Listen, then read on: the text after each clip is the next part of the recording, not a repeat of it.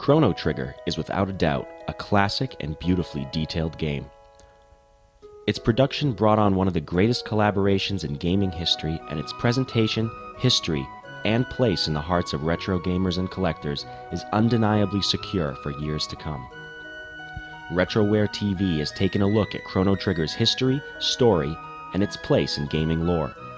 But what about the real reason this game is unforgettable and influential in the video game world?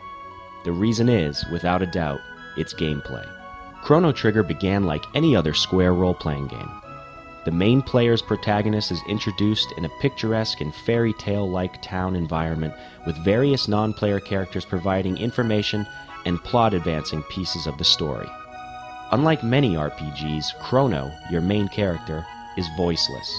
All other characters you interact with throughout the game provide plot-driving dialogue, but your player is immersed in the story purely through personal experience. There is no fake voice to represent your adventure. Chrono's personality is effectively yours alone. The fairy tale world you are introduced to is quickly altered as you are steadily introduced to new technologies and the various settings of Chrono Trigger's multiple time periods. The norm of the classical medieval role-playing adventure setting with kingdoms and villages is turned on its head as you are introduced to various characteristics of different time periods. While the surroundings are different, the gameplay elements remain the same.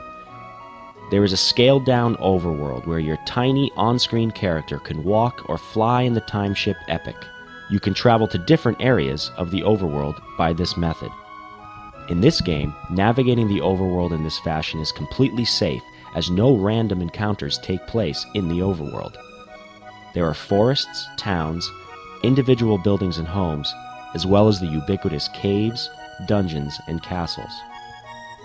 In these more realistically scaled environments, you interact with people, creatures, and encounter enemies. A main difference in Chrono Trigger when compared to games like Final Fantasy, there are no random battles. All enemies, for the most part, can be seen on screen and in many cases can either be avoided or initiated when the party is ready.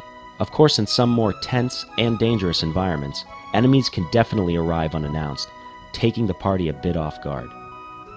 This method ensures that the commonly unnecessary and annoying enemy encounters often plaguing RPGs can be avoided.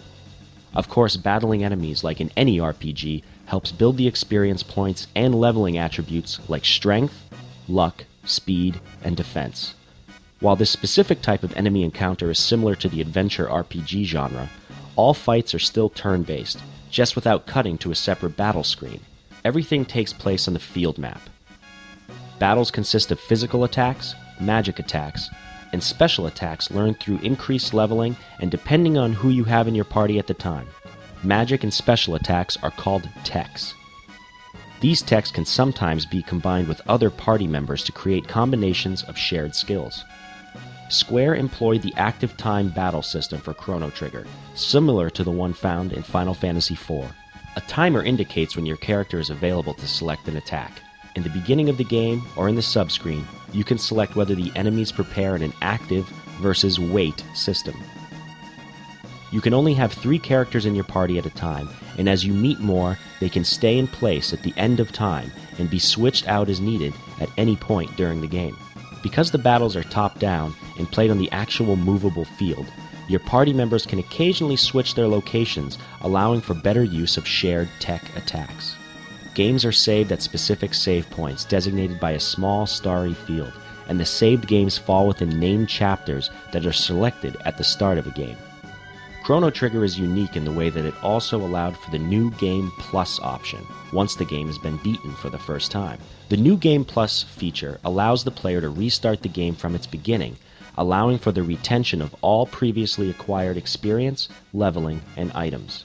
Only gold and certain plot-driven items that are acquired are unavailable at the start of a New Game Plus. This little device allows you to have an easier time beating side quests, advancing through the game, and unlocking missed devices and story elements that can now be given more attention upon replay. This device was unique to Chrono Trigger, and pretty much was acceptable thematically, since starting the game again from the beginning with previously acquired experience lends itself almost naturally to the idea of time travel. This New Game Plus option eventually found its way to other Squaresoft games, like Vagrant Story, Parasite Eve, and Final Fantasy X-2.